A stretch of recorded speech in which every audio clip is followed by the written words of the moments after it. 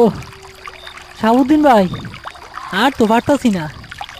কি আজব লাশ, মনে হইতাছে পাথরের মূর্তি। একটু ধরেন ভাই, হাত পিছলে যাইতাছে। আরে কাইন্ডা লাভ নাই, ধর। লাশ তো ভারী হইবই। জ্যান্ত থাকতে কত পাপের বোঝা মাথায় নিয়া ঘুরছে, মরার পরেও সেই বোঝা কি আর সহজে ছাড়ে? আয়, আর একটা ধাক্কা দে।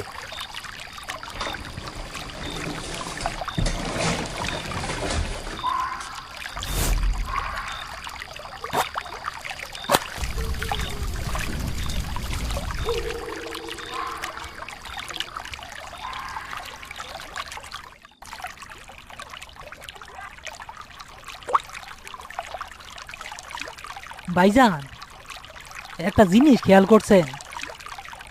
পানিতে ডুইবা মরলে তো লাশ ফুইলা ঢোল হইয়া যায় আর চামড়া সাদা হয়ে যায়, কিন্তু এই লাশটা তো একদম শুকনা খটখটা। মনে হইতাছে কেউ তার শরীর থেকে সব রক্ত আর পানি শুইসা খাইছে। চামড়াটাও কেমন কালচে আর শক্ত হইয়া গেছে। আরে দূর, আজাইরা কথা বলিস না তো। পানির তলের খবর কি তুই আর আমি জানি? ওইখানে একটা আলাদা দুনিয়া আছে, কত আজব জিনিস ঘটে। হয়তো কোনো রাক্ষসে মাছের পেটে পড়ছিল, তারপর লাশটা তীরে আইসা ঠেকছে। বাদ দে সব। ভাইজান, এইটা দেখেন। কি ওইটা? দেখি। একটা বাক্স ভাইজান, কাঠের বাক্স, অনেক পুরনো মনে হইতাছে। কি আছে এটার ভিতরে? খুইলা দেখবো, সোনা দানা কিছু থাকতে পারে। খবরদার, এই কাম করবি না। যেইখানে ছিল ওইখানে রাইখা দে। মরা মানুষের সম্পদে লোভ করতে নাই, এই জিনিস অশুভ। দেখস না বাক্সের গায়ে লেখা? এগুলা ভালো জিনিস না। শাহাবুদ্দিন অনেক পুরনো এবং অভিজ্ঞ একজন লাশবাহক। বাক্সটা হাতে নিতেই তার দীর্ঘদিনের অভিজ্ঞতা যেন তাকে সাবধান করে দিল। সে জানে কিছু কিছু লাশের সাথে এমন কিছু জিনিস পাওয়া যায় যা তাদের মৃত্যুর কারণের সাথে জড়িত। এগুলো সাধারণ জিনিস নয়, এগুলোর সাথে জড়িয়ে থাকে মৃতের শেষ ইচ্ছা, ক্রোধ অথবা কোনো অভিশাপ। মতি, আমার কথা শোন। বাক্সটা লাশের পাশে রাইখা দে। আমরা এই বাক্স সহ ওই লাশটারে দাফন করবো। কোনো ঝামেলায় জড়ানোর দরকার নাই। কিন্তু ভাইজান, একবার খুইলা দেখলে কি হয়? যদি দামি কিছু থাইকা থাকে তাইলে তো আমাকে ভাগ্য খুইলা যাইব। তোর ভাগ্য খুলবো আর আমার কপাল ভুরবো, তাই না? আমি কইছি না রাইখা দে। চল, লাশটা এখন ভ্যানা তুলতে হইব। মতি অনিচ্ছা সত্ত্বেও বাক্সটা লাশের পাশে রেখে দিল। তারপর তারা দুজনে মিলে লাশটা ধরাধরি করে ভ্যান গাড়িতে তোলার জন্য নিয়ে যেতে থাকলো।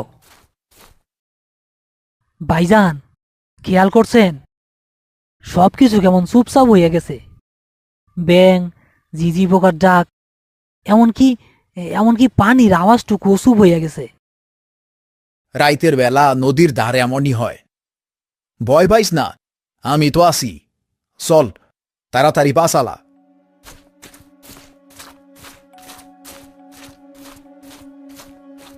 তারা লাশটা ভ্যানের উপর রাখল। শাহাবুদ্দিন ভ্যানের সামনে গিয়ে ভ্যানের হ্যান্ডেলটা ধরে সামনের দিকে টানতে লাগলো, কিন্তু ভ্যান এগোচ্ছে না। মতি ভ্যানের পেছনেই দাঁড়িয়েছিল। হঠাৎ সে দেখল যে বাক্সটা সে লাশের পাশে রেখেছিল সেটা এখন আর সেখানে নেই। ভাইজান, বাক্সটা বাক্সটা তো ভ্যানের উপরে নাই। কি বলস? বাক্স কই যাইব? দেখ ভালো কইরা, ওইখানেই কোথাও পড়ছে হয়তো। হালার ভ্যান আগায় না কেন? কি করস মতি? দেখস না ভ্যানের চাকা পাথরে লাইগা রইছে। ধাক্কা দে। মতি ভ্যানের কাছে এসে বেশ জোরে সোরে ধাক্কা দিতে লাগলো, কিন্তু মতির নজর ভ্যানের ওপরে থাকা কাঠের ছোট্ট বাক্সটার ওপর।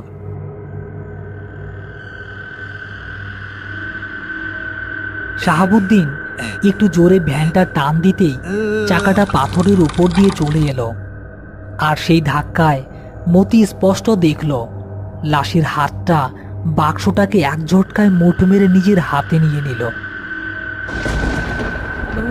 ভাইজান, লাশটা লাশটা বাক্সটা হাতে নিছে। তুই কি পাগল হইলি মতি? মরা লাশ কেমনে বাক্স ধরবো? আজাইরা ভয় পায়া। শাহাবুদ্দিন কথা শেষ করতে পারল না। সে দেখল মতি ভ্যানের কাছে দাঁড়িয়ে ভয়ে ভয়ে কাঁপছে এবং লাশের দিকে আঙুল তুলে ইশারা করছে। শাহাবুদ্দিন তার টর্চের আলো ফেলতেই এক হিমশীতল অবিশ্বাস্য দৃশ্য দেখল। আরে এ কি?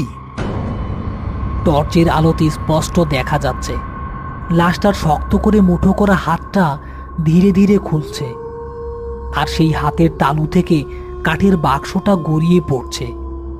শুধু তাই নয়, লাশটার মাথাটা একটা ভাঙা ডালের মতো মটমট করে অসম্ভব ধীরগতিতে তাদের দিকে ঘুরছে, এবং তার বন্ধ চোখ দুটি যেন চামড়ার ভেতর থেকে মিটমিট করে তাকানোর চেষ্টা করছে। মতি, জলদি সরে এখান দেখা, আমার এদিকে চইলা আয়।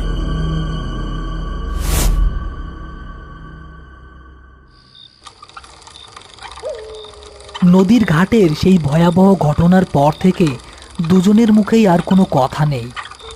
শাহাবুদ্দিনের ২০ বছরের অভিজ্ঞতাও আজ হার মেনেছে। সে এমন ঘটনা তার জীবনে কখনো দেখেনি। আর মতির মনের ভেতর ভয় আর লোভের এক অদ্ভুত লড়াই চলছে। সে দেখেছে লাশটা এই বাক্সটা ছাড়তে চায় না, তার মানে বাক্সে নিশ্চয়ই খুব দামি কিছু আছে। অভিশাপের ভয়কে ছাড়িয়ে তার মনে লোভটা বড় হয়ে উঠেছে।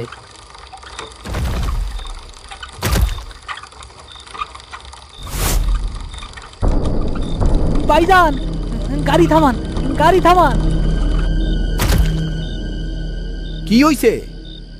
লাশটা লাশটা আমার হাতে মাথা রাখছিল ভাইজান, আমারে নামাইয়া দেন। আমি আমি এই লাশের সাথে আর যাবো না। চুপ কর হারামজাদা, এখন এই রাইতের বেলা তোরে আমি কই নামামো? আয় সামনে আয়, আমার লগে বইবি।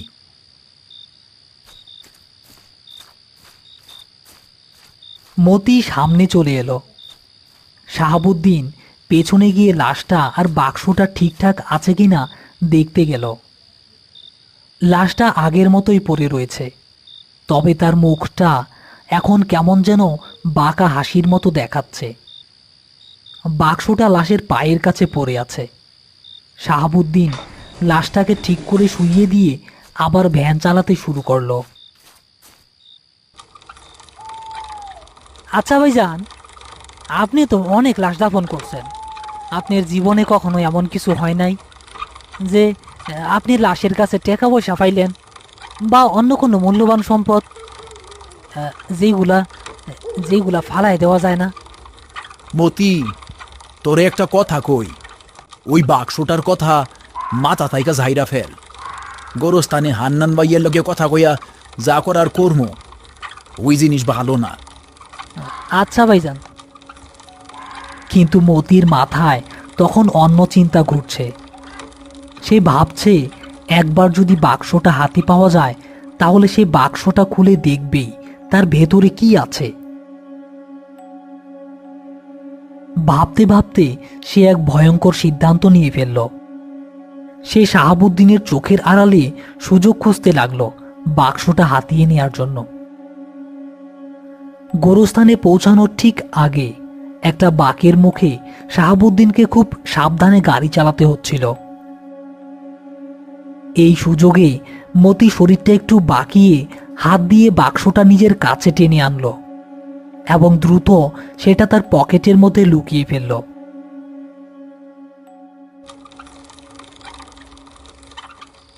কি ব্যাপার শাহাবুদ্দিন, আজ এত দেরি হইল যে? আর তোমাদের মুখটা এমন শুকনা কেন? কোনো ঝামেলা হয় নাই তো? আজ রাইতে কেমন একটা অস্বস্তি লাগতেছে। কত বছর ধইরা কবর পাহারা দেই, কিন্তু এমন কোনোদিনও লাগে নাই। আর বইলেন না হান্নান ভাই, এক অদ্ভুত জিনিস নিয়ে আইস পরে সব বলতাছি, আগে লাশটা নামাই। মতি দর।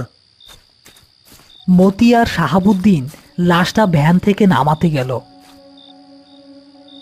লাশটা নামানোর সময় মতির পকেট থেকে বাক্সটা মাটিতে পড়ে একটা শব্দ হলো। হ্যাঁ, কিসের শব্দ হইল?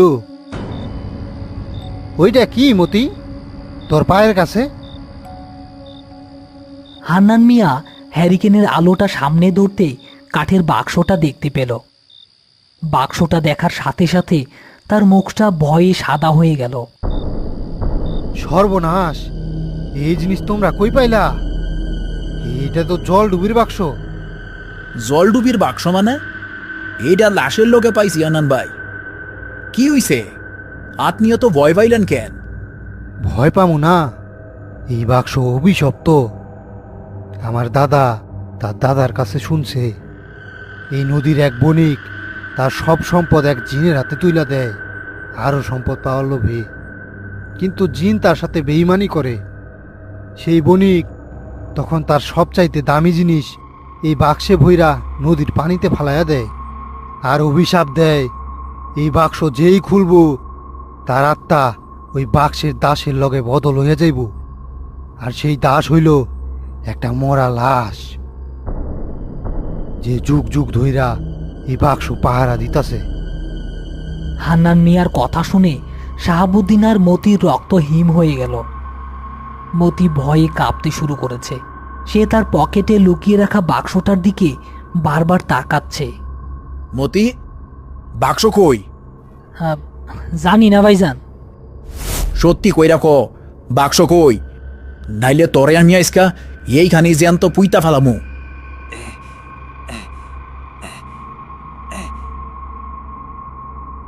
আরে করছস কি? এই অভিশপ্ত জিনিস তুই নিজের কাছে রাখছস? এখনই এটা লাশের কাছে ফিরাইয়া দে। এই লাশের দাফনও সাধারণ নিয়মে হইব না, এর জন্য আলাদা ব্যবস্থা করতে হইব।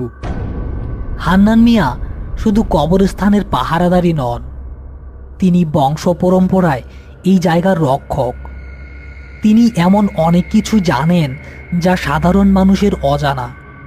তার নতুন কাজ এখন শুধু কবর খোঁড়া নয়, বরং এই ভয়ঙ্কর অভিশাপ থেকে শাহাবুদ্দিন আর মতিকে বাঁচানো এবং লাশটাকে সঠিকভাবে দাফন করে এই অশুভ শক্তিকে শান্ত করা। মতি, বাক্সটা লাশের বুকের উপর রাখ। আর শাহাবুদ্দিন, তুমি আমার লগে আসো। কবর খোঁড়ার আগে কিছু জিনিস জোগাড় করতে হইব। তাবিজ, লোহা আর কিছু লবণ পানি লাগবো। আজ এই লাশের শুধু পুতলেই হইব না, এরই বাইন্দা পুঁততে হইব। হান্নান মিয়া আর শাহাবুদ্দিন প্রয়োজনীয় জিনিস আনতে গেল। মতিকে রেখে গেল লাশের পাহারায়। মতি ভয়ে কাঁপছে, কিন্তু তার চোখ দুটো বারবার বাক্সের দিকে যাচ্ছে। লোভ তাকে অন্ধ করে দিচ্ছে। হঠাৎ গোরস্থানের ভেতর থেকে একটা ঠান্ডা বাতাস বইতে শুরু করলো। লাশটা যেটা মাটিতে শোয়ানো ছিল তার আঙুলগুলো নড়ে উঠল। মতি স্পষ্ট দেখতে পেল লাশটার চোখ দুটো অল্প অল্প করে খুলছে। সেই চোখে কোনো মনি নেই, শুধু ধবধবে সাদা। মতি চিৎকার করতে গিয়েও পারল না, তার গলা দিয়ে কোনো আওয়াজ বের হচ্ছে না। লাশটা ধীরে ধীরে উঠে বসার চেষ্টা করছে। ওদিকে শাহাবুদ্দিন আর হান্নান মিয়া কবর খুঁড়ে প্রস্তুত। কবরের চার কোণায় 4টি লোহার পেরেক পুঁতে দিয়েছে হান্নান মিয়া এবং চারপাশে লবণ পানি ছিটিয়ে দিয়েছে। মতি লাশটার দিকে ভয়ার্ত দৃষ্টিতে তাকিয়ে আছে। লাশটা এখন পুরোপুরি উঠে বসেছে এবং ফিসফিস করে কিছু একটা বলছে। আমার বাক্স আমারে ফিরাইয়া দে, ফিরাইয়া দে। হান্নান ভাই, এখন কি করবো? ভয় পাইলে চলবো না, সাহস রাখো বুকে। মতি, বাক্সটা আমার হাতে দে, আমি যা বলি তাই করবি। আমরা তিনজন মিল্লা লাশটারে কবরে ফেলামু। এক মুহূর্ত দেরি করা যাইব না। মতি কাঁপা কাঁপা হাতে বাক্সটা হান্নান মিয়াকে দিয়ে দিল। হান্নান মিয়া সেটা হাতে নিয়ে কিছু দোয়া দরুদ পড়তে শুরু করলো। হঠাৎই সেই শুকনো মরাটা একটা ভাঙা ডালের মতো মটমট শব্দ করে লাফিয়ে উঠল। তার লক্ষ্য মতি। তার দুটো হাত মতির গলার দিকে বাড়ানো। মতি সর! লাশটা মতিকে ধরে ফেলল এবং তাকে নিয়ে কবরের দিকে টেনে নিয়ে যেতে থাকলো।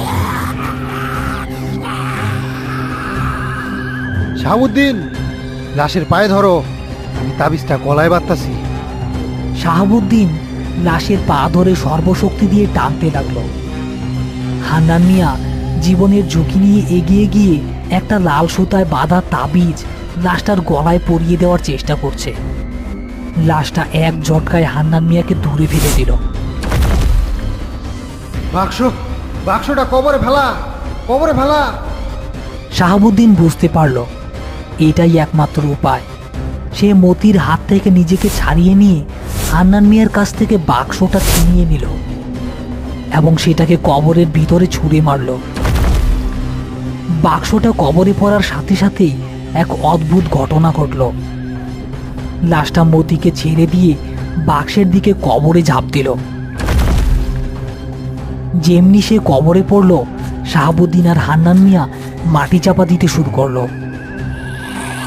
কবরের ভেতর থেকে লাশের গর্জন আর মাটি আঁচড়ানোর শব্দ ভেসে আসতে লাগলো, কিন্তু তারা থামলো না, মাটি চাপা দিতেই থাকলো।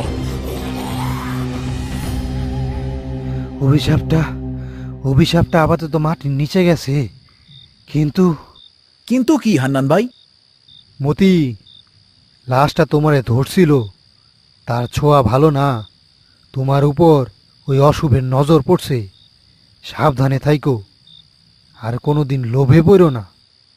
মতি কোনো কথা বলল না। তার দৃষ্টি শূন্য। সে তার হাতের দিকে তাকিয়ে আছে। যেখানে লাশটা তাকে ধরেছিল জায়গাটা কালো হয়ে গিয়েছে। তারা সেদিন কোনো মতে প্রাণে বেঁচে ফিরেছিল, কিন্তু সেই রাতের ভয়াবহতা তাদের জীবনকে চিরদিনের জন্য বদলে দেয়। শাহাবুদ্দিন এরপরও লাশ দাফনের কাজ চালিয়ে গেছে, কিন্তু তার বুকের ভেতর একটা ভয় স্থায়ী হয়ে গেছে।